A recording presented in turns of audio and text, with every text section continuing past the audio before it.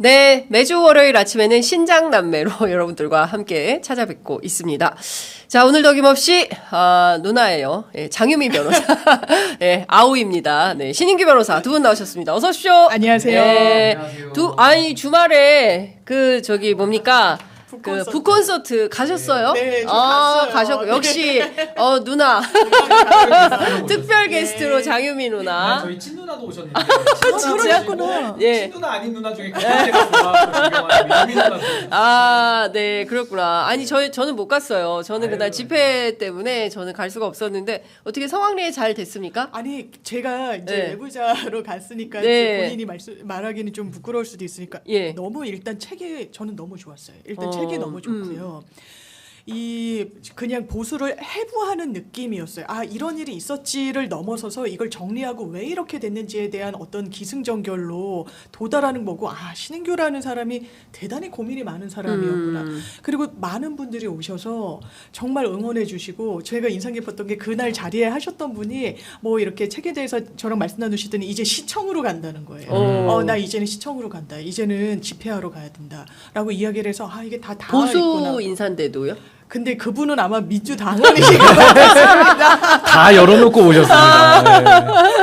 네, 그렇구나. 근데 여하튼 하여튼 신인규 변호사 제가 보니까 라이브도 동접이 2,000명이 넘는 것까지 제가 봤어요. 꽤 많은 분들이 봐주셨고 사실 신 변호사님이 인기가 요즘 아니 그게 아니라 토요일날 오후기 때문에 상당히 그렇게 개인적인 시간 내시기가 어려운 시간대고 또 그날은 이제 집회도 있고 해가지고 제가 사실 그날 집회는 저도 다른 일정 때문에 못 갔습니다만은 제가 마음으로는 굉장히 국민들께서 지금 고생하시고 하는 부분에 대해서 깊이 연대하고 저도 네. 이제 나갈 채비를 하고 있는 거거든요. 그래서 그분들 오신 분들이 이제 제 출판 기념회 보시고 바로 이제 집회로 다 가신 분들이 많으셔가지고 네. 저도 지금 국민들의 여론이 상당히 좀 들끓고 있다. 저는 그 여론이 들끓는 한복판에 들어갔다 나온 지금 그런 기분이라서 네. 저는 이 정치인들이 국민들의 이 민심, 무서운 민심을 아주 무겁게 정말 받아들여야 된다. 그렇게 생각합니다. 그러니까요.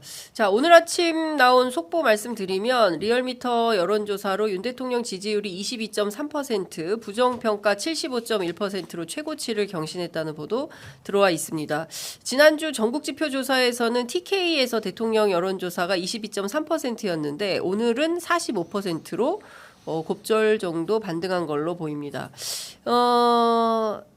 그 집회는 저도 이제 현장 취재를 갔었는데 어쨌든 그 민중대회였기 때문에 노동자들이 굉장히 많이 오셨고, 그러니까 집회가 좀 뭐랄까, 제가 취재하는 기자 입장에서 말씀드리면 이게 다 같이 모여서 하나로 했으면 좋겠다. 근데 2시에 한국노총, 4시에 민주노총, 5시 반에 촛불 행동, 그 6시 반에 더불어민주당, 그리고 반대편에서는 정광훈 목사가 주관하는 보수 집회가 크게 광화문에서 있었고, 이러다 보니까 굉장히 시끄럽고 혼란스러운데 좀 뭔가 좀 함께해서 시너지를 좀 키우는 이런 게 아마 국민들한테는 좀 필요하지 않나. 네. 근데 이제 거리를 지나가는 그 덕수궁에 있는 서울미술관 있잖아요. 네. 그런 데 가시는 평범한 직장인들 이런 분들이 아주 적확하게, 그리고 저는 현장에서 이화여대 대학생 인터뷰를 했는데 이 친구가 막 우는 거예요.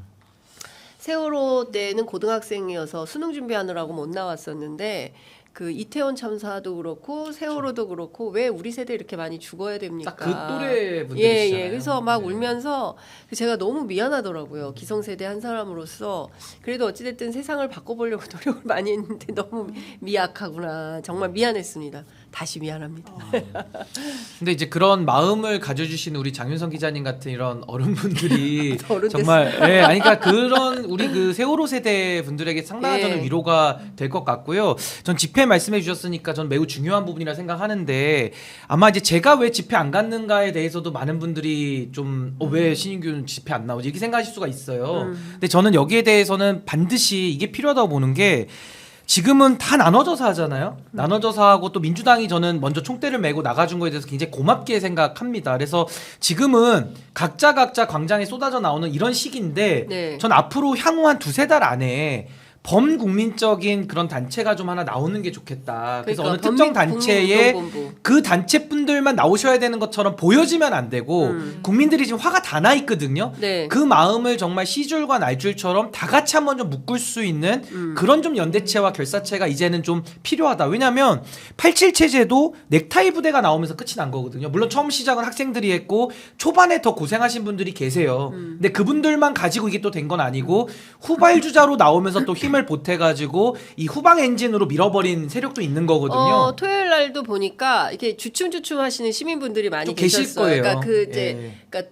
그 도로 밑으로는 못 내려오시고 예 마음은 보도블록 함께 위에서 하는 예 거죠, 근데 마음은. 구경하시는데 아니에요 막 이렇게 제가 좀 가기는 좀 그래요. 막 이제 이러지 저 하시는 분들 이런 그래서 분들도 저도 계시고. 비슷한 생각에서 제가 지금 어느 한 곳에 들어가서 뭘 한다 이게 아니라 네. 저도 마음은 충분히 연대하고 저는 빚진 마음을 가지고 있거든요. 이 추운 날씨에 얼마나 국민들이 지금 고생을 하십니까? 그래서 저는 지금은 이제 각계로 나와서 목소리가 이제 분출되는 시기라면 향후 한 뭐 해가 지금 바뀌는 요 국면에서는 전 좀 범국민적인 어떤 좀 그런 움직임이 생겨서 모두가 다 나올 수 있는 모두가 나와서 이 정권에 대해서 아주 그 엄중한 심판을 할 수 있는 좀 그런 조치들이 좀 필요하지 않을까. 저는 거기에 좀 제가 도움되는 역할들을 좀 네. 해야 되겠다. 좀 그렇게 생각하고 있습니다. 오늘 아침 나온 속보 좀 소개해드리겠습니다. 이재명 대표 무죄 탄원 석방이 100만 명이 돌파했다고 합니다.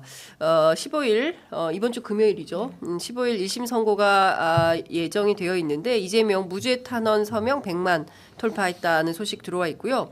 관련해서 한동훈 대표 또 이런 주장합니다. 이재명 대표 선거법 위반 사건 대단히 죄질이 나빠서 1심 선거 공판은 생중계가 돼야 이게 무슨 얘기인지는 잘 모르겠는데 하여튼 그렇다라는 거고 1심 유죄로 판단하고 있다. 민주당이 판사 겁박에 올인하고 있다. 이런 주장합니다. 어떻게 생각하십니까? 사법부 겁박은 생중계해야 된다라는 그 주장 속에 있는 겁니다. 이 생중계에서 뭘 얻으려고 합니까? 판사 얼굴 공개하고 이것과 관련해서 유무죄 지금 정치적인 장사를 하겠다는 건데요. 사법부를 그런 식으로 예. 보수 정당이 다뤄서는 안 됩니다. 그리고 사법부 겁박이 됩니까? 100만 명, 1000만 명 무죄 탄원한다라고 해서 유죄가 무죄로 바뀌고 무죄가 유죄로 바뀌나요? 대한민국 사법부가 그렇지 않습니다. 사법부를 폄훼하면서까지 얻고자 하는 그 정치적 셈법이 뭔지 묻고 싶어요.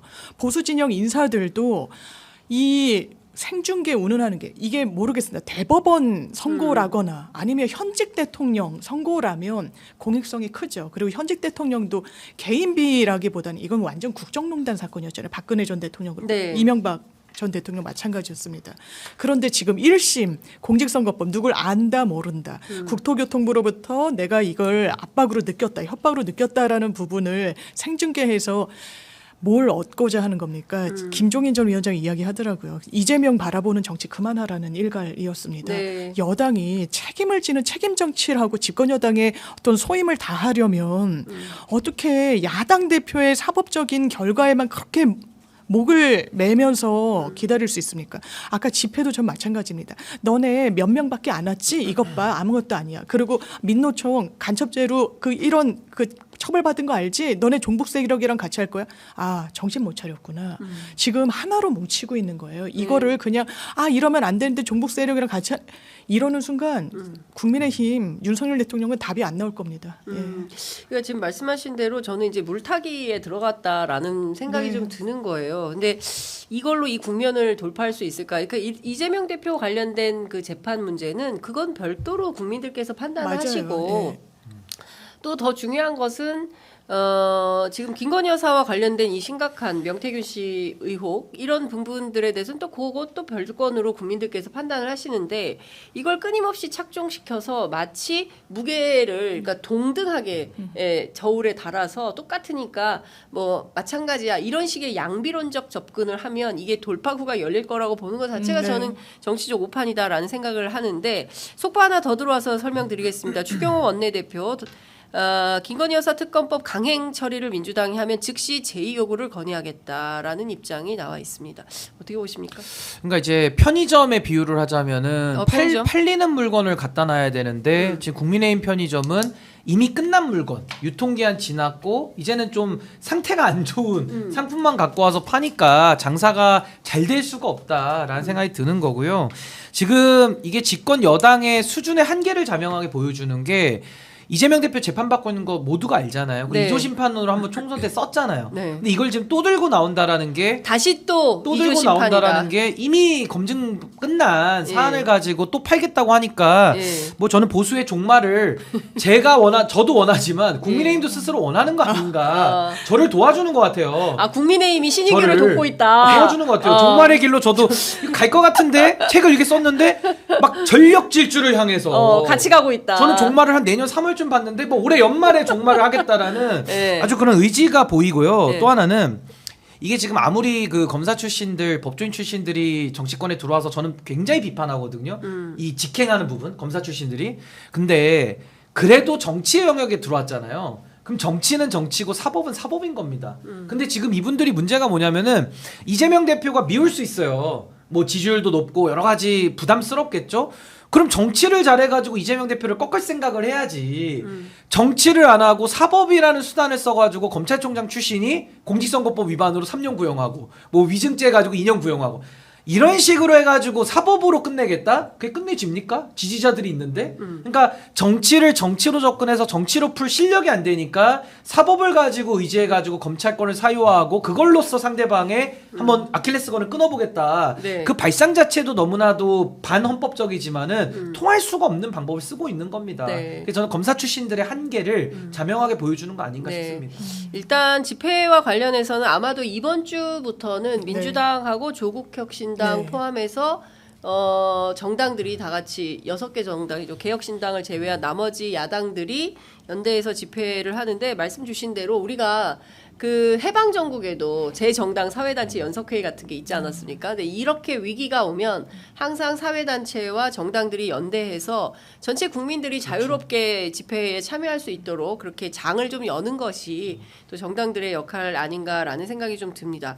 뭐 그렇게 되겠죠, 뭐. 당연히 그렇게 될 그리고 겁니다. 또 좀 재밌었으면 좋겠어요. 예, 아, 문화 집회가. 행사도 네. 문화 행사도 많이 하고 좀 즐겁고 재미있게 아이들 데리고 저 가족들이 나들이 네. 삼아 올 수 있게 좀 집회를 좀 재밌게 그리고 해주십사. 저는 네. 하나만 말씀드리면 여론이 너무 중요한데요. 네. 여론이 저는 핵심 키라고 저는 보거든요. 근데 그 여론은 윤석열 대통령 탄핵으로 지금 거의 다 가고 있는 그런 분위기 아니겠습니까? 네. 근데 그 여론을 만들매 있어서 과거에 박근혜 최순실 탄핵 때는 네. 20차례 넘게 전 국민이 롱패딩 입고 바깥으로 쏟아져 나오면서 여론 형성이 됐거든요. 근데 지금은 전 시대가 좀 달라졌다고 봅니다. 그러니까 온라인으로서 여론 형성 기능이 훨씬 더 강조되고 있고 더 빠르게 확산되고 있거든요. 그래서 저는 집회에 몇 명 나왔다. 이게 지금 뭐 중요할 수도 있지만은 더 기저해, 더 국민들의 여론은 폭넓게 더 깊이 있게 저는 움직이고 있다. 전 이 흐름을 좀 봐야지 이거 안 보고 그냥 뭐 몇 명 나왔네 옛날 방식으로 이렇게 접근해가지고는 전 또 한 번 이 국민들의 놀라운 그 네. 목소리에 저는 뒤로 넘어갈 그럴 것 것이다. 같습니다. 저 그렇게 생각합니다. 그 토요일 날 저도 이제 대학가 취재를 한 지가 오래돼가지고 몰랐는데 요새 사회부 기자들이 좀 그런 거 해주시면 좋을 것 같은데 학교에 대자보가 엄청나게 아, 붙고 네, 있다는 네. 거예요. 그 창원대 학생들이 그날 봤어요. 그 명태균 씨 예. 앞에 와서 선배님 부끄럽습니다. 진짜 응원해주고 예, 싶더라고요. 하는 것처럼 네. 대학가의 맞아요. 그 교수님들도 시국 선언을 하고 있고 또 학생들도 대자보를 붙이고 있어서 저희들 이제 청년들 뭐 그렇게 막 자기만 알고 이러지 않는다. 이제 국가 맞아요. 사회 문제에 대해서 관심이 많다 얘기하고요. 아까 어떤 분께서 저 댓글창에 이제 수능 끝나면 데리고 목요일. 나온다고. 예, 수능 이번 주에 수능이 있기 때문에 우리 학생들 끝까지 힘내시기 바랍니다. 아, 진짜 예. 화이팅 하십시오. 네, 수능 때문에 수능이 끝나면 또 많이 나올 거다라고 얘기를 하는데 저는 어쨌든 지금 국민들이 그러니까 제일 불쾌해하는 대목은 이런 것 같았어요. 최소한 국민에 대한 도리나 예의가 없다. 너무 무례하다. 그러니까 반말을 막 하는 것부터 시작을 해서 어쨌든 대통령이 가져야 될 그런 어떤 네. 품격이라든가 품이라든가 이런 거를 상실했는데 그거에 대해서 좀 최소한의 좀 부끄러움 네. 같은 것도 없는 거 아닌가. 좀 기자회견 보면서 맞습니다. 정말 너무 그런 생각이 많이 전 들었어요. 많이 들었고요. 제 주변에 원래 네. 정치에 큰 관심 없는 분들 계시잖아요. 명태균의 녹취가 연일 터지고 이러더라도 뭐 별 저한테 뭐 물어보거나 이러시지 않았는데 일단 대통령 기자회견이 하나의 기폭제가 된 느낌. 이거 어떻게 해야 돼요? 이거 뭐예요? 라는 질문이었어요. 맞아요. 진짜로. 예, 예. 우리가 어떻게 해야 되냐라는 거고 너무 놀라웠다는 거예요. 이거는 기저에 국민을 무시했다라는 거에 대한 어떤 모멸감이 전 있다라고 생각하는 게 중앙일보가 제목을 그렇게 그날 뽑았더라고요. 대통령 고개는 숙였지만 국민은 사과받지 못했다. 맞아요. 전 정확하다고 생각합니다. 어쨌든 사과라는 표현을 어떻게 국민은 폈습니까? 등 떠밀리듯이 본인이 선 거잖아요. 순방 갔다 와서 11월 말에 못하겠다는 결론 내린 거 아닙니까? 너무 지지율이 처참하니까요. 그럼 그걸 반등의 기회로 삼기 위해선 최소한의 자세, 태도, 인식 정확하게 정리하고 와야 되는데 그게 뭡니까?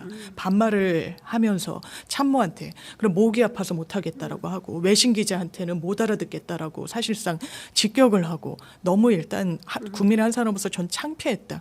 더 크게는 해명이 뭐가 됐습니까? 더 불을 끼얹은 셈이 됐죠. 핸드폰을 아내가 보내 또 순진한 면이 있네.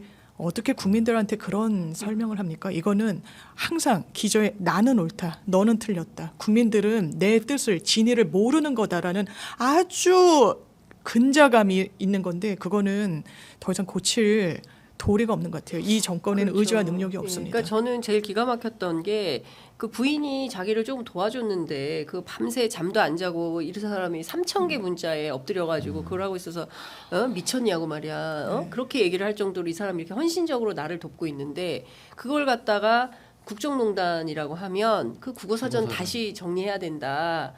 그래서 어떤 분이 국립국어원에 지금 질문을 했다는 거잖아요. 그래서 국립국어원이 어떤 답변을 할지는 모르겠지만 그런 얘기를 듣는 국민들이 모욕감을 느끼는 겁니다. 세상에 그게 공과 사가 구분이 안 되는 거잖아요. 부인이 도울 수 있죠. 부인이 뭐 적극적으로 도울 수 있지만 부인이 자기 휴대폰 가지고 막 문자 보내고 이건 아니잖아요. 이거 대통령, 공직자로서 본인이 해야 될 일과 집안에서 남편, 뭐 가장으로서 부인으로서 해야 되는 일, 이게 다 구분하잖아요. 공사를 구분하잖아요. 회사에서 해야 될 일과 집에서 해야 될 일을 구분하지. 아무리 부부가 뭐 같은 일을 하고 뭘 한다 하더라도 그런 거 아직 결혼 안 했구나.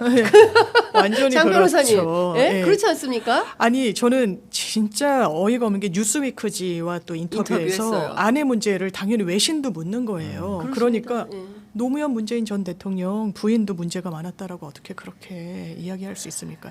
제가 이거는 예전 검사 예전에 하시던 분한테 들은 건데 네. 검사들이 일이 좀 많고 신건을 막 300건씩 받고 막 이러니까 지금은 이제 검경 수사권 조정돼서 조금 뭐 그렇다고는 하는데 공소장을 그렇게 아내분들이 써주는 경우들이 있었다는 이야기를 들었었거든요. 옛날 검사분한테. 그래서 예. 어느 뭐 아내분은 되게 공소장을 잘 쓴다 어쩐다 뭐 이런 얘기도 했었다는데 예. 뭐 이게 과거의 일이겠지만 그 연장선상에서 또 기시감도 든다 이런 생각이 들어요. 근데 네. 이게 그 공사 구별이라는 게 너무 중요하잖아요. 특히나 네. 공직자에게는 그렇습니다. 너무나도 중요한데요. 네. 저도 뭐 저희 아버님 이제 돌아가신 게 되셨지만 과거에 이제 그 법원장, 그러니까 지원장에 승진을 하면 관용차가 나와요. 네. 저도 관용차가 나왔다는 얘기까지 들었는데 아버지가 한 번- 법원장이셨구나. 아니 지원장. 근데 한 번도 저는 네. 그 차를 본 적이 없어요. 그래? 볼 일도 없고 저는 그냥 우리 집에 차를 타든지 예. 걸어 다니든지 지하철 타지 그 차를 저는 존재를 본 적은 없거든요. 아버지가 굉장히 강직한 아니 진짜. 그러니까 이게 공직자들은 그게 기본인 거예요. 기본 아니, 기본값이다. 저희 진방 그랬다는 게 아니라 다 아. 그렇게 사는 겁니다. 근데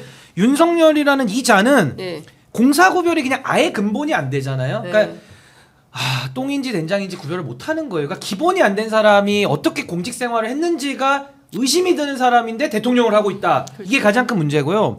주식 투자가 범죄가 아니죠. 주가 조작은 범죄거든요. 이거 구별 못 합니까? 예. 여론 조사는 범죄가 아니에요. 오늘도 여론 조사 나왔잖아요. 예. 여론 조작은 범죄거든요. 이거 구별 못 합니까? 예. 그거 구별 못 하면은 대통령 하면 안 되죠. 그러니까요. 근데 이거를 구별 못 해가지고 배우자의 합법적인 내조와 김건희의 위법과 불법으로 지금 공소장을 써서 처벌을 해야 되는 이 범죄를 전혀 구별을 못 하는 거예요. 아니면 일부러 안 하고 물타기를 하든지. 그러니까 구별을 못 하면 멍청한 거고 구별을 하는데 의도적이었다면 사악한 거거든요. 그러니까 저는 그냥 윤석열 대통령 그만 내려왔으면 좋겠고 제일 잘못한 게 뭐냐면은 윤석열 대통령은 국민을 모욕한 걸 넘어서서 이제는 국민 모독의 단계로 저는 갔다고 봅니다. 국민을 모독한 거예요. 주권자를 모독한 겁니다. 이 나라의 주인이 국민이고 민주공화국이고 우리 헌법 1조 2항에는 국민 주권주의를 규정하고 있거든요. 건의 주권주의가 아닙니다. 윤석열 주권주의가 아니에요. 네. 근데 지금 주권자의 자리를 김건희로 대신해가지고 권력을 사유화했다. 이게 지금 본질이거든요. 그러면 국민을 모독하면 국민들이 화나는 게 당연하고요. 이거 화내서 해결될 일이 아닙니다. 집회도 나가셔야 되고 유튜브도 보셔야 되고 목소리를 더 내야 되기 때문에 저는 이 여론을 윤석열 대통령이 막을 힘도 없고요. 막을 재주도 없다. 그래서 저는 이제 언제 끝나냐만 이제 남은 건데 우리는 승리를 가지고 싸우는 겁니다. 네. 그래서 저는 우리 헌법의 수호, 우리 헌법의 정신을 우리 국민들이 지켜야 되는 거기 때문에 저는 이 무지몽매하고 공사구별도 안 되고 기본도 안 되는 대통령은 자리에서 쫓아내는 것이 헌법 수호에 책임을 다하는 일이다. 저는 그 책임을 다하는 자리를 우리 국민들이 이제는 보수 진보 가리지 않고 다 뛰어나올 일만 남아있다. 저 그렇게 봅니다. 그러니까 이런 겁니다. 그러니까 중요한 것은 지금 3주째 여론조사 부정평가 1위가 김건희 여사 문제인 그렇더라고요. 거잖아요. 네. 그러면 이 문제에 대해서 아주 구체적인 해법을 내놓는 게 사실은 대통령의 도리죠. 공직자의 도리인데 그걸 가지고 뭐 부부싸움 열심히 하면 되겠다라는가 뭐 휴대폰을 바꾸겠다. 그날 또 저녁에 나온 게 김건희 여사 휴대전화가 착신이 금지돼 있다는 게 또 속보로 나왔어요. 그러니까 대한민국의 어떤 그 수준이 네. 그렇게 돼버린 거예요. 뭐 이게 국정농단 문제를 해결하는 해법이 부부싸움이요. 김건희 여사 문제를 해결하는 해법이 휴대폰 착신전화 번호 바꾸는 거 뭐 이런 게 해법이라고 네. 하면 이게 지금 말이 안 되는 거지 않습니까? 지금 뭐 그 경제 민생 문제 너무 심각하고 외교 문제도 불안해 죽겠는데 세상에 이런 걸 해법이라고 대통령이 내놓는단 말이야? 이게 말이 되는 건가? 그러니까 네. 문제의 본질을 피해가니까 해결이 끝까지 안 되는 건데 지금 본질은 전화번호부를 바꾼다거나 핸드폰 기계를 바꿔봤자 그 증거인멸 아닙니까 사실상. 그러니까 국민들 핑계대면서 증거인멸하겠다는 걸로밖에 안 들리고요.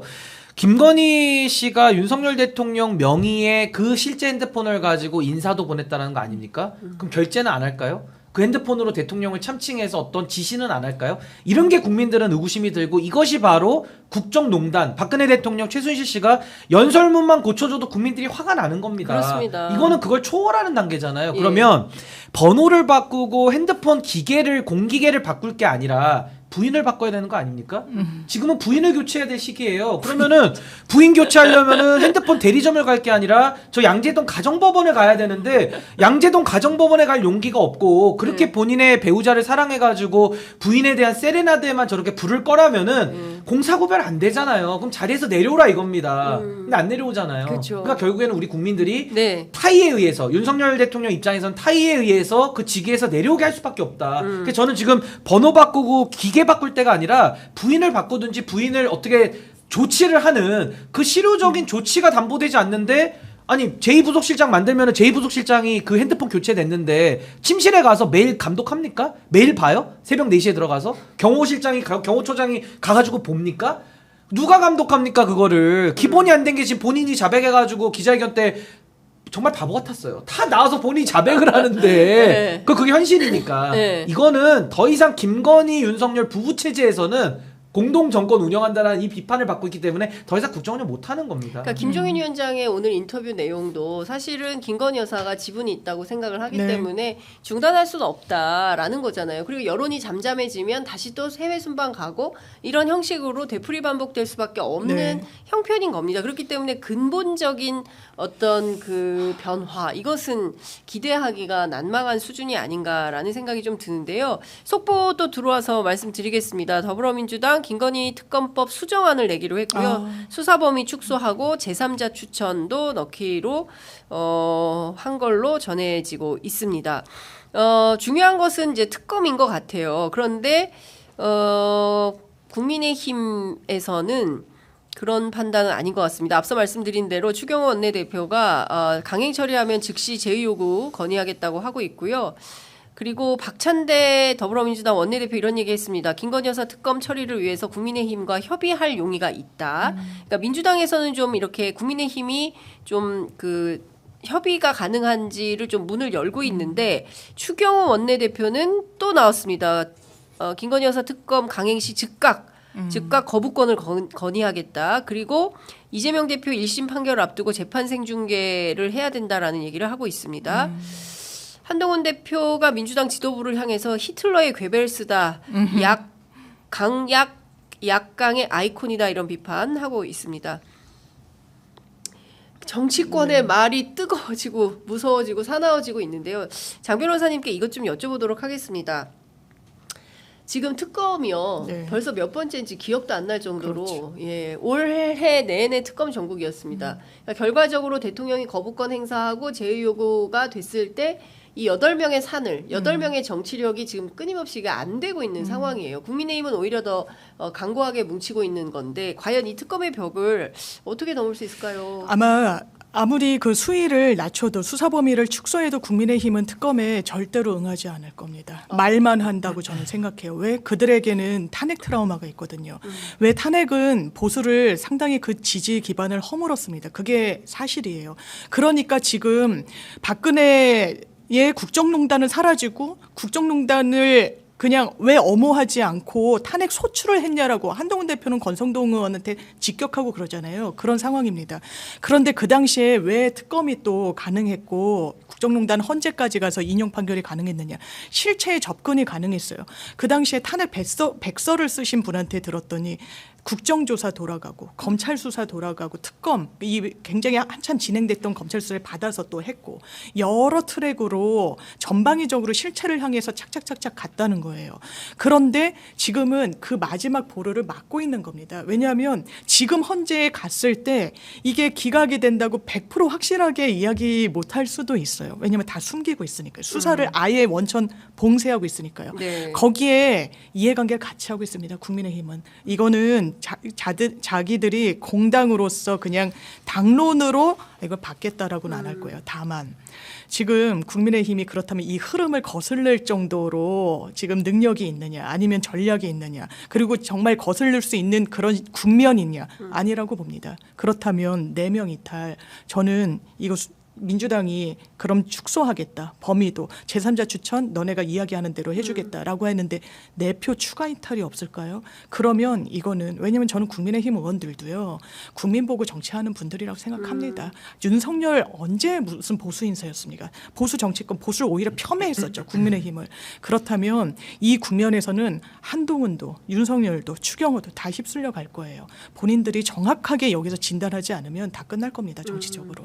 그러니까 그 보수를 요 정도라도 좀 지키고 싶다면 여기에선 특검의 벽을 넘어야 당연하다고 된다라는 생각합니다. 장 변호사님의 일갈 들어봤습니다. 신 변호사님 어떻게 생각하세요? 그러니까 저는 이제 윤석열의 시간은 끝났고요. 이제는 국회의 시간, 그러니까 정당들의 시간으로 이제는 넘어온 걸로 봐야 되고 결국 지금 대통령 지지율이 연일 화제 아닙니까? 네. 끝을 모르고 밑바닥으로 계속 추락해 가고 있고요. 심지어 지난번 갤럽 조사에서는 국민의힘도 3% 빠지면서 정당 지지율도 같이 동반 하락화 현상이 일어나고 있습니다.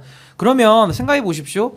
특검이 도입이 되면 특검은 탄핵으로 연결된다고 생각하고 저도 그렇게 될 것 같거든요. 왜냐면 죄가 너무 많아서 이게 뭐 특검이 정략적이라서가 아니라 특검만 하면은 그동안의 증거들 묻혔던 게 더 튀어나오면서 결국엔 탄핵으로 가는 아주 슈퍼 엔진이 될 거는 너무 자명해 보이기 때문에 그래서 국민의힘도 역으로 더 결집하면서 이걸 막으려고 하는 거죠. 근데 네. 여기서 이제 딜레마가 뭐냐면은 그럼 좋습니다. 막으면 언제까지 막습니까? 이 특검이 뭐 한 번 부결됐다고 안 할까요? 민주당이 안 하면 아마 민주당이 역풍 받을걸요? 네. 그러면 이거를 윤석열 임기 내내 지금 이제 하반기를 돌았는데 2년 6개월 동안 내내 이 특검 전국하다 끝날 겁니다. 그러면 그 안에 재보궐선거 치르죠. 지방선거 치르죠. 또 차기 대선이 다가옵니다. 네. 그러면 국민의힘은요. 시간을 끌면 끌수록 그 시간은 국민의힘의 편이 아니에요. 국민의힘에 있는 분들 앞으로 비난 가능성은 더 높아집니다. 지금은 여기서라도 돌아서서 특검에 동의하면 그분들은 정치 다시 할 수 있을 거예요. 제가 볼 때는. 근데 여기서 집단이 똘똘 뭉쳐가지고 우리는 윤석열 수호대로 나서겠다. 좋습니다. 국민들 더 강하게 나가겠죠? 저도 인내심을 갖고 더 싸울 겁니다. 네. 그러면 그 사람들은 영원히 정치를 할 수 없게 될 겁니다. 영구적으로 윤석열, 김건희 부부의 순장조가 될 것이고 저는 그 윤석열 부부의 장례위원장이 될 거예요. 정치적 장례위원장이 될 거기 때문에 네. 국민들이 나와가지고 저항하는데 그 여론을 꺾을 수 있는 정치인이 있을까요? 그래서 저는 국민의힘 의원들이 더 밤잠이 저는 밤잠 못 이루는 밤이 더 깊어질 것이고 언제까지 버틸까요? 그래서 저는 2025년도에는 특검이 이루어지면 특검과 탄핵 정국으로 가는 거고요. 네. 만약에 끝까지 2025년도도 버틴다. 2026년도에 지선이 있어요. 네. 아마 영남 자민련으로 축소되고 대선에서 제가 그토록 원하던 보수의 종말이 100% 실현될 겁니다. 네. 거의 오늘은 예언가 선지자.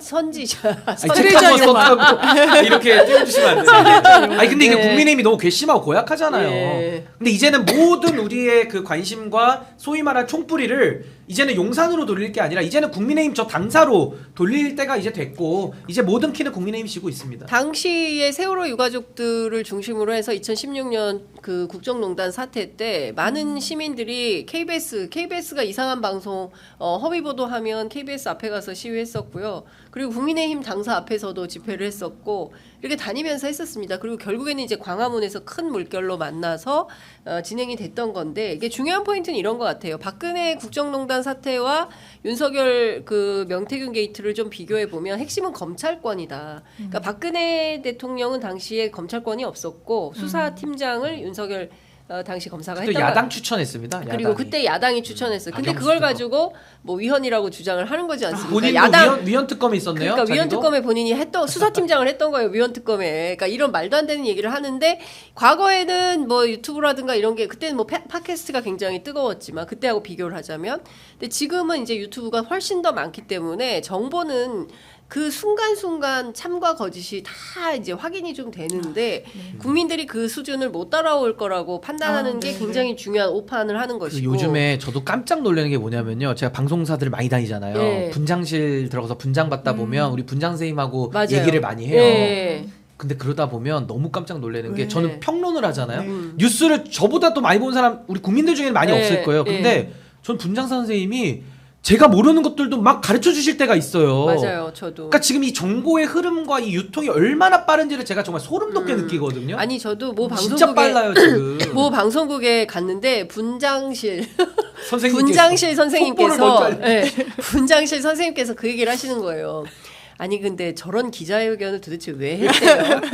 저 기자회견을 도대체 왜 한 거래요? 김건희가 하라니까 했겠지. 그거 좀 물어봐 주세요. 나는 진짜 왜 한 거야? 그러니까 국민들이 이런 거예요. 그 도대체 대통령이 기자회견을 한다고 해서 무슨 말을 할지 지켜본 겁니다. 당연히. 그런데 그 내용이라는 게 너무 허접한 거예요. 그러니까 도대체 저걸 왜 했어? 차라리 하지 말지. 정상적인 저렇게 할 거면 사고를 하지 안 했을 말지. 거다, 이런 왜 생각하시는 저런 거죠. 회견을 해가지고 더 욕을 먹어? 네. 이런 게 국민들의 눈높이인 건데 대통령은 그런 생각이 없는 거죠. 전혀 그리고 없죠. 일단 해야 된다 하도 주변에서 하니까 그럼 일단 고개는 숙여주마 해서 고개 숙여서 그 다음날 신문 일면에 사진은 하나 건진 거예요. 사진 컷은 나왔지만 강론으로 들어가면 그 어떤 것 하나도 인정한 게 없어요. 개인기로 돌파할 수 있다고 생각한 것 같아요. 그래서 시뮬레이션도 아마 제대로 안 해본 거 아니냐. 왜냐하면 와. 이런 엄중한 시국에는 왜냐면 10%대 지지율을 갖고 등 떠밀리듯이 한 기자회견 국민 앞에 본인의 얼굴을 하려면 왜냐하면 정말 예상을 뛰어넘는 질문은 없었어요. 그럼 거기에 어떻게 답변을 할 것인지 참모들이 조금만 개입했으면 내가 부부싸움 좀 더 해야 되겠네요. 이런 답변은 나올 수가 없었던 겁니다. 근데 그런 답변이 나왔다는 건 전혀 준비하지 않고 본인의 개인기로 돌파할 수 있다고 생각한 거죠. 왜냐하면 그 뒤에 대통령실의 반응, 국민의힘 패널들의 반응은 너무 인간적이고 소탈했다라는 그러니까 반응들이었어요. 저는 그게 너무 기가 막혔어요. 네. 그게, 인간적이고 소탈했다는 말을 상식을 가진 사람들은 하기 어렵잖아요. 그게 그러니까 아까 또, 박범계 의원님 오셔가지고 술 주정하는 것 같은 느낌. 저도 그런 술상 대답. 기자회견 비슷하게 느꼈어요. 술상 기자회견? 술자리에서 그냥 예. 주저리 그리고 친구들끼리 예. 앉아서 하는 그냥 그런 아니 말투나 이런 것도 이게 사실은 우리가 그렇지 않습니까? 평범하게 그냥 얘기할 때하고 방송을 할 때는 다르죠. 그리고 국민들 앞에 서서 기자회견을 할 때는 사용하는 단어, 말투, 그다음에 태도 이런 게 얼마나 우리가 엄격해 아니 다 떠나서 보수 대통령이잖아요. 그럼 굉장히 성격. 엄격하게 보수가 아닌 거죠. 보수가 아니니까 저러는 거고. 그분은 보수가 아니에요? 아니 그러니까 박근혜 아니, 대통령도 진보도 안 그래요. 그러니까 박근혜 대통령조차도 그 파면당한 박근혜 대통령도 수첩을 들고 다니면서 적었습니다. 끝까지 품격을 지켜야 네. 그러면은 되잖아요. 근데 윤석열 대통령 기자회견장에서요 세상에. 팔 이렇게 뻗은 거 외에는 하나도 적질 않더라고요. 그러니까 기자의 질문을 못 알아듣습니다. 아니 그리고 자기가 또 까먹어. 물어봐요. 네, 또 그리고 물어봐요. 뭐 질문했지 이렇게 막 예. 이런 식으로 하니까 저는 그런 게 세상에 최소한 갖춰야 되는 예의라는 게 있지 않습니까? 기본이 없는 거죠. 기본이. 들을 태도가 안 돼 있었던 세상을 거예요. 대하는 최소한의 어떤 예의라는 게 있어야 되는데 세상에 그게 없네. 어떡하면 그거를 개혁으로 얘기하면서 그러면서 돌멩이 맞아도 끝까지 가겠다라고 하니 그게 어떻게 개혁입니까? 품위가 없고 기본이 안 된 거지. 그러니까요. 근데 이거를 완전히 그 비정상 사고 방식의 회로가 돌아가다 보니까 이걸 또 말릴 사람도 없잖아요. 그러니까 완전히 그냥 이상한 쪽으로 가는 겁니다. 그래서 네. 저는 윤석열 대통령이 더 대통령직에 있으면 대한민국의 안보와 민생은 더 파탄으로 갈 수밖에 없기 때문에 하루라도 빨리 자리에서 내려오는 것이 국익에 부합하는 길이다. 네. 저는 그렇게 생각합니다. 근데 그게 참 그 장 변호사님 말씀 주신 대로 생각보다 그 되게 단단하다. 근데 저는 네. 제가 오늘 좀 그 민감한 말씀을 좀 드리고 싶은데 두 분 의견 어떠신지 여쭤보려고 하는데 또 탄핵 트라우마 있다고 생각합니다. 네네. 보수 안에. 그런데 사실은 지금 보수만 그렇게 생각하는 거는 아닌 것 같아요. 그렇죠. 그러니까 무슨 얘기냐면 윤 대통령의 그 국정 운영에 대해서 보수도 진보도 중도도 그러니까 전 국민이 정치 성향과 관계없이 고르게 전 지역에서 TK에서도 부정 평가가 높지 않습니까?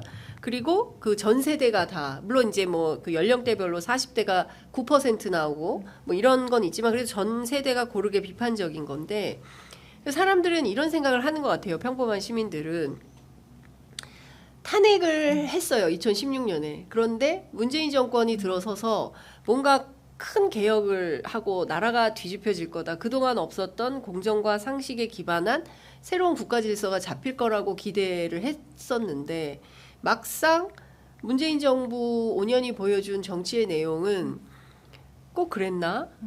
안 그랬던 거 아니야? 이런 거에 대한 실망감도 있는 거죠. 그러니까 윤석열 정권이 나쁘고 문제가 있어서 무너뜨린다 치자. 그러면 새로운 대안이 있는 거야에 대한 어떤 고민 이런 것들도 있을 것 같은데 저는 그 점 있다고 어떻게 생각합니다. 보세요? 왜냐하면 집권을 했으니까요. 보수가 어쨌든 사람을 외부에서 꾸어와가지고 네. 집권에 성공을 했거든요. 이거는 정말 탄핵의 정신을 이어가는 건 아니죠. 그리고 세심하게 들어가면 그런 거 있습니다. 여러 갈래가 있는 것 같은데 보수 진영은 이거야말로 보수가 괴멸될 수 있기 때문에 탄핵만은 막아야 된다라는 게 굉장히 신념이 강한 것 같고 또 일부에서는 지금 탄핵을 화두로 걸었을 때 왜냐하면 제가 이철희 전 수석 책을 읽고 있는데 최근에 본인이 이런 탄핵 제도에 대해서 박사 논문을 써서 그거를 업그레이드해서 책을 내셨더라고요. 그래요? 네, 한번 최근에. 모셔봐야 되겠네요. 네. 근데 거기에는 이제 여러 제도적인 부분을 점검할 때 최소한 다른 나라들은 대통령 탄핵에 대한 결정 권한을 미국도 그렇고 상원 의원이 갖고 있고 대부분의 국가들이 그렇게 하고 있대. 이걸 헌재라는 사법기관에 맡기는 제도 채택은 좀 드문 편이라고 하는데 우리는 지금 헌재에서 이거를 왜냐하면 검사 탄핵도요 왜 안 됐냐면요 수사가 무르익지 않았는데 탄핵을 하니까 검찰 수사기로 가져와라 헌재가. 네. 근데 저희가 일반 사건을 하더라도 민형사가 같이 연계된 건들이 많아요. 그러면 법원이 명령합니다. 이것 좀 가져오라고 검찰이 내지 않아요. 이걸 강제할 수 있는 수단이 없습니다. 최근에도 이정석 검사도 그런 식으로 수사 기록이 아예 헌재에 가지도 않았거든요. 2단계에서의 헌재가 그러면 틀어지고 시간만 더 벌어주는 셈이 되지 않냐라는 공포감도 저는 있다라는 생각이 들어요. 그래서 대단히 전략적으로 봐야 되는 부분이 있는데 그래도 이 국면이 그게 탄핵이 됐든 하야가 됐든 임기 단축이 됐든 뭐가 됐든지 간에 국면은 이미 넘어버린 것 같습니다. 그래서 이 부분은 국민의힘이 넘지 못할 거예요. 국민을 보고 아까 저는 너무 공감이 됐던 게 이 정권의 순장조로 들어가지 않은 정치적 선택의 결단 시점이 저는 얼마 남지 않았습니다. 이거는 특검이 하나의 고리가 될 수밖에 없고요. 그 뒤에는 정치적 상상력 을 발휘해야 되는 때가 온 것 같아요. 네. 그러니까 어떻게 저는 보세요? 장유미 변호사님 말씀하신 게 이제 과거 탄핵 사례에서도 검찰이 치고 나가면서 그 공소장을 기반으로 헌법재판소가 판단을 했거든요. 네. 근데 저는 그 자체를 미완성형 탄핵이라고 저는 부르고 싶습니다. 그랬기 때문에 탄핵의 주요 역할을 했던 그 특검과 레거시 언론 이 둘이 또 권력을 가져간 거예요. 그래서 지금 이 윤석열 시대를 만들었거든요. 그러니까 저는 그렇다면 이번에는 좀 완성형 탄핵을 가야 되지 않을까. 그럼 그 완성형 탄핵은 뭐냐면은 네. 지금의 윤석열 대통령에 대해서 국민들이 집단으로 레드카드를 꺼내면 됩니다. 그게 전 여론이라고 저는 보는 건데 그러면 저는 시민사회 중심의 국민 주권이 중심에 둔 국민이 정말 주인되는 탄핵을 한번 해야 저는 이 정치의 좀 썩은 물결이라고 이것도 좀 밀어낼 수 있지 않을까. 뭔가 국민들이 새 물결과 새 바람을 가지고 시민들이 일어나야 이게 바뀌는 이제 그 어려운 작업을 저는 해내야 된다라는 이제 생각이 드는 거고 그래서 저는 그 윤석열 대통령이 갖고 있는 하나의 또 특징이 뭐냐면 검찰권은 틀어지고 있죠. 근데 문제는 보수의 지지 기반이 없어요. 이게 또 약점인 겁니다. 윤석열 정권. 네, 그러니까 박근혜 대통령은 지지 기반은 있었는데 검찰권을 못 막았으니까 검찰한테 당했는데 네. 윤석열 대통령 여기죠. 네. 검찰은 쥐고 있고 김주현 민정수석, 네, 이창수 네. 다 쥐고 있는데 문제는 수사 기록이 밖으로 나오고 국민들이 좀 피곤하지만 수사 기록을 굳이 안 떼봐도 되는 형사 기록 열람 신청을 안 해도 이미 다 뉴스만 맞춰봐도 다 나오죠. 퍼즐이 다 나와요. 그러니까 제가 봤을 때 다음 특검은 들어가면 그냥 공소장만 써서 도장만 찍으면 될 수준이 이미 돼버렸기 때문에 저는 윤석열 대통령이 정치의 영역, 보수의 권력 기반의 영역에서는 매우 취약하다. 거기다가 윤한 갈등 내지는 윤석열 대통령이 그동안 보수 내부의 본인의 지지 세력들을 뺄셈의 정치를 해왔거든요. 그럼 지지 기반이 없어요. 지금 제가 볼 때 지지 기반은 용산에 있는 행정관들도 전부도 아니고 그중에 일부? 거의 그 문고리들만 지지할 것 같거든요. 그리고 내지는 이권을 받아먹을 사람들만 지지하는 겁니다. 그럼 대다수의 국민들이 다 반대하고 있는 이런 상황에서는 전 이번에는 미완성의 탄핵이 아니라 완성형 탄핵을 한번 해볼 수 있는 전 절호의 찬스고 유일한 기회 아니냐. 네. 전 그런 생각도 좀 해봤습니다. 네. 속보가 또 많이 들어와 있어서 하나하나 설명을 좀 드리겠습니다. 그 공익제보자 강혜경 씨, 저희도 인터뷰 요청 계속 드리고 있는데 그 조만간 모실 수 있기를 앙망하면서 강혜경 씨가 오늘 그 MBC 라디오 시선집중 출연했는데요. 명태균 씨가 지방선거 예비 후보자 2-3명을 윤석열 부부에게 인사시켰다. 그리고 그 자리에서 공천 확답까지 받았다라는 주장을 했습니다. 이게 또 공천 또 나오는 거죠. 공천 거래, 공천 개입 문제. 예, 이 문제가 또 나오는 것이고, 그리고 여당의 원외 당협위원장들이 한동훈 대표에게 지구당 부활 관련법들 처리를 촉구했다고 하는데요. 저는 이런 게 좀 걱정이에요. 그러니까 지금 굉장히 중요한 특검, 김건희 특검의 사안이 있는데 이 사안은 처리가 안 되고 여야 간 합의로 지금 금투세 폐지나 그다음에 이런 지구당 부활, 이 지구당 부활도 사실은 돈 먹는 하마여서 문제가 많은데 여하튼 이런 법안들이 여야 합의로 처리되고 정말 처리되어야 할 김건희 특검법, 최혜병 특검법은 고비를 못 넘는다고 하면 이 여야 간의 협상이라는 게 뭘 위한 건지에 대해서도 조금 의문이 생깁니다. 여하튼 조금 더 이어서 말씀을 드리면 김종인 위원장이 또 시선집중에 출연을 했는데 윤석열 정부 2년 반을 잃어버린 시간이었고 김건희 여사 문제는 본인이 풀어야 된다. 그러지 않고는 방법이 없다라고 했고요. 이재명 대표 이런 얘기했습니다. 이거 사실일까요? 중무장한 경찰이 국회의원을 폭행했다. 80년대 폭력 정치가 떠오른다. 경찰 표정이 바뀌고 있다. 그런데 제가 현장에서 그날 보니까 예전에는 질서 유지, 교통 경찰들이 중심적으로 그 집회를 하면은 쭉 이렇게 포진이 됐었는데 토요일 집회 때는 기동대가 나왔어요. 기동 타격대. 아주 오랜만에 봤습니다. 이거. 그리고 옷도 다르게 입고 있죠. 그렇죠. 옷은 중무장한 상태이고요. 중무장이고. 그리고 뭐 다 헬멧 다 쓰고 방망이 다 들고 있고 소화기 들고 있고요. 그러니까 흡사 백남기 농민 때 제가 그때 보고 못 본 것 같은데요. 박근혜 정권 때 백남기 농민 그 물대포 쏘고 뭐 그때 보고 못 봤어요. 그러니까 굉장히 오랜만인데 방패가 다 새 거더라고요. 그 사이에 물품 교체는 됐나 봐요. 안 쓴 것 같아요. 보급이 새로 된 것 같아요. 근데 그걸로 뭘 잡으려고 하냐? 노동자 시민들을 잡으려고 하는 거냐? 그렇다면 이거는 심각한 건데 라는 생각이 좀 듭니다. 집회 못 나가셨나요? 저는 일단 그날 일정이 있어서 못 나왔는데 그 집회에 가신 지인분이 저희 방에 이런 기사가 뜨기 전부터 오늘 경찰이 작정하고 나온 것 같다라는 거예요. 다 무장을 하고 한번 어떻게 해서 빌미를 좀 주려고 하는 거 아니냐 이런 걱정 섞인 이야기를 하셔서 이거 어떻게 되는 거야 라고 했는데 제가 방송 중에 속보로 민주노총 관계자들 한 10여 명을 현행범으로 체포했다는 거예요. 공무집행 방해 등등으로. 그래서 이거는 공권력이 국민과 함께 가지 않고 대적하는 순간에 얼마나 비참한 참극이 벌어지는지 우리는 여러 역사적인 곳곳에서 목도를 했는데 이 정부 기대치도 없지만 그런 선택을 진작에 했다라는 생각이 들고요. 그렇다면 이걸로 근데 막을 수 있는 흐름 자체가 아니에요. 이런 선택은 하면 안 되는 겁니다. 더 큰 사고가 이어질 수 있기 때문에 이런 부분이 아마 국회의원 정말 폭행을 당했다면 어떤 분인지 좀 정확하게 진상규명이 돼야 될 필요가 있어 보이고요. 그리고 말씀 주신 대로 금투세 폐지, 지구당 폐지 대단히 좀 뭐랄까요. 울림이 없어요. 왜냐하면 지금 너무 큰 파고 이런 그 언덕을 넘어야 되는 그 숙제가 국회에 있기 때문입니다. 한동훈 대표도 더 이상 잔기술 부리지 않았으면 좋겠어요. 본인 말로만 정치하지 않았으면 좋겠습니다. 본인 정치적 미래를 열려면 지금 김종인 위원장이 진단한 잃어버린 2년 반 본인이 복구하는데 어떤 역할을 할 수 있는지 정확하게 고민하세요. 그런데 할 수 없을 거라고 봅니다. 저는 왜 이런 태도와 자세, 이런 천박한 인식에서 못 벗어나느냐. 본인이 한 번도 을로 살아보지 않은 자의 결핍이에요. 정치적으로 훈련받지 않은 사람의 한계입니다. 그거는 아주 겹쳐 보이는 게 한동훈 비대위원 한동훈 대표인 거죠. 저는 기대치가 그래서 국민들도 다 철회가 된 게 아닌가 싶습니다. 네. 네. 그 어떻게 신 변호사님 의견 좀 들어보고. 이제 집회 현장에서도 아마 물리력이 좀 발동됐던 것 같고 네. 한창민 의원이라고 얘기를 저도 영상을 봤거든요. 한창민 의원이 맞았어요? 그러니까 이제 그 옷이 좀 찢어지고 이제 이랬던 옷을 예, 그래서 이게 아마 좀 물리력의 행사 속에서 이제 그런 게 좀 있었던 것 같은데, 네. 그러니까 이게 지금 굉장히 위험하죠, 사실은. 그러니까 이런 집회에 대해서 국민들의 시민적 기본권이고 그 국민들이 의사 표현을 하는 건데 그 부분에 대해 가지고 지금 경찰력을 동원해 가지고 막겠다. 막아서도 안 되지만 그리고 막을 수도 없다는 거죠. 그래서 저는 지금 정치권에서도 국민적 이 분노를 어떻게 제어할 수 있는 방법이 없는 겁니다. 지금 방법이 없는 상황에서 저는 뭐 백약이 무효하다고 보고요. 그리고 뭐 원외 그 위원장들이 원하는 지구당 부활 더 기득권을 강화하는 거예요. 그게 그러니까 정치 신인들이 다 당협위원장 합니까? 당협위원장 할 수 있는 사람 몇 없어요. 그러니까 네. 결국에는 기성의 기득권을 내려놔야 되는데 더 강화하는 쪽으로 가면서 개혁으로 포장한다. 그리고 금투세도 마찬가지죠. 소득 있는 곳에 세금이 있는 게 원칙이고 금투세 여야 합의로 통과시켰거든요. 아직 시행도 안 됐습니다. 근데 대한민국 모든 경제의 원흉이 다 금투세로 갑니까?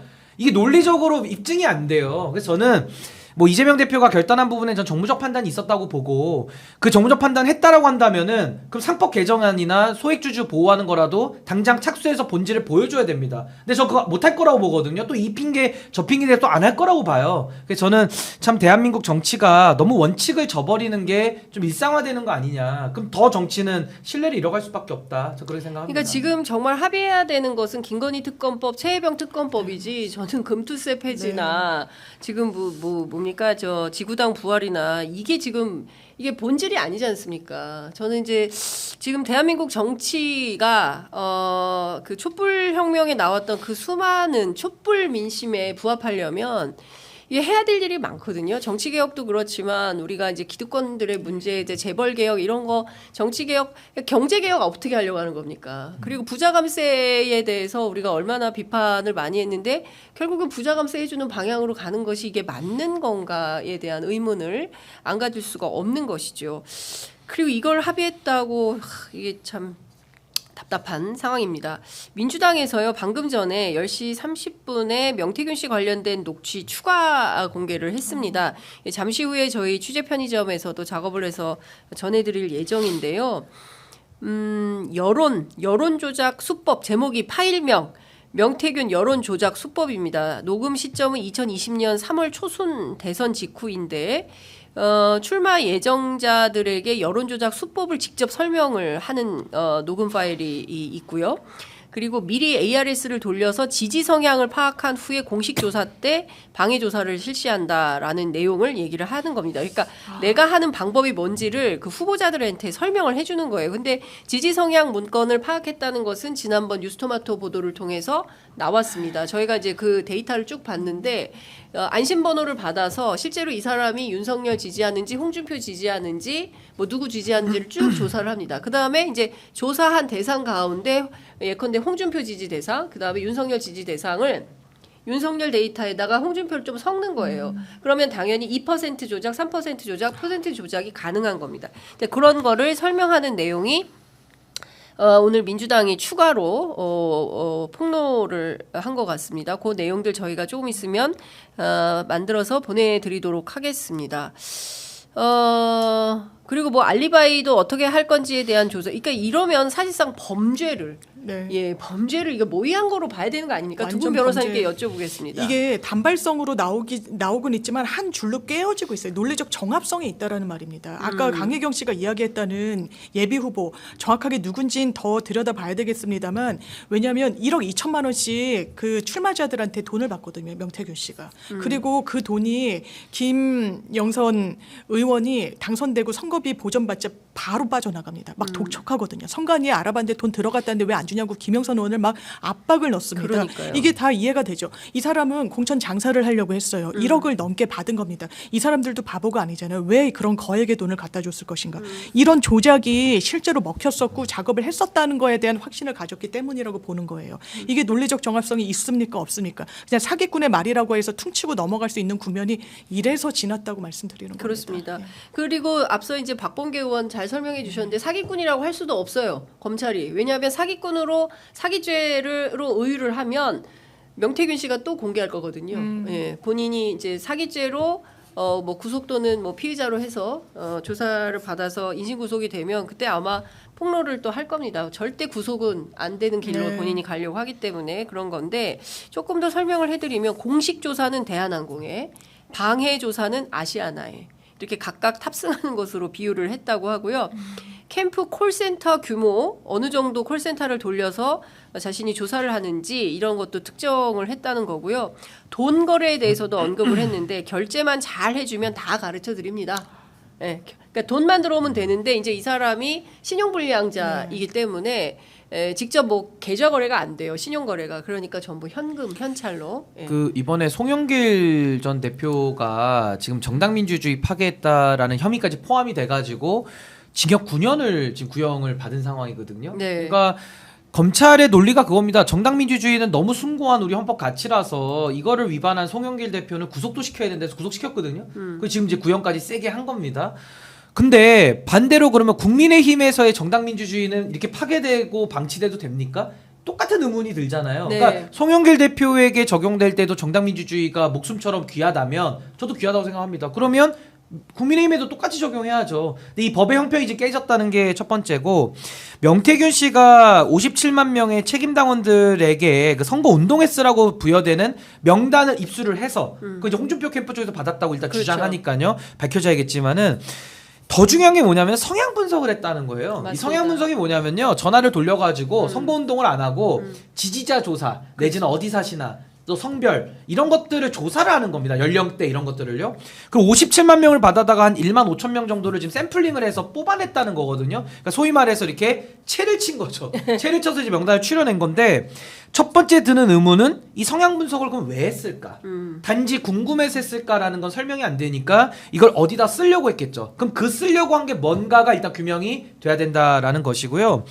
그 정보, 로 데이터가 지금 이준석 의원에게 전달됐다 내지는 여의도 리서치에도 전달됐다라는 의심인데 이게 심각한 게 뭐냐면은 여의도 리서치는 ARS 조사를 하는 곳입니다. 네. 그러니까 우리가 경선에서 모바일 투표를 먼저 하고요. 네. 모바일 투표를 안 한 분들에 대해서만 ARS 전화를 돌려서 예. 투표를 하거든요. 예. 그 ARS 전화를 돌린 데가 여의도 리서치인데 네. 이준석 의원한테 전달된 건 뭐가 문제냐? 이준석 의원은 당시 당 대표거든요. 맞습니다. 그럼 당 대표는 합법적으로 당원 명부에 매일 접근할 권한을 가지고 있습니다. 네. 그럼 이준석 의원이 그 로 데이터를 받았다라고 하면은 당원 명부랑 대조를 해볼 수가 있거든요. 이게 문제인데 만약에 이준석 의원에 전달이 됐다. 그럼 이준석 의원은 그때 당시에 이 위법 사항에 대해서 당무감사라든지 수사 의뢰를 했었어야 돼요. 네. 근데 그걸 안 하고 이게 지금 계속 진행이 됐다라고 하면 매우 심각한 문제가 되는 거고요. 마지막으로는 그럼 이준석 의원한테 전달이 된 것까지 이제 확인이 된다면 이게 경선에 어떤 영향력을 미쳤는지까지도 수사가 들어가야 되는 거거든요. 그래서 이거는